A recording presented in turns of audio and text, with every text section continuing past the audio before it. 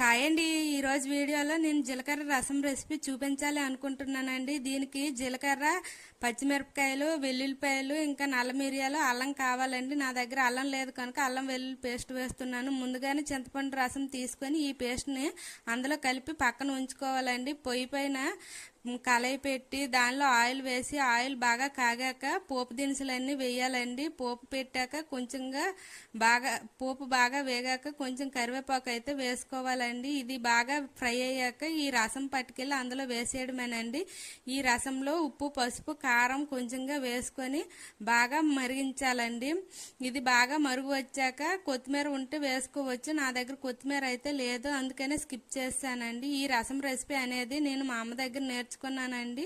ఇది ఎంతలా చేసినా మా అమ్మ చేసినంత టేస్ట్ అయితే నా దగ్గర రాదండి. నేను చాలాసార్లు ట్రై చేశాను కానీ ఎందుకో నాకు రాదండి. ప్లీజ్ వీడియో నచ్చితే లైక్ అండ్ సబ్స్క్రైబ్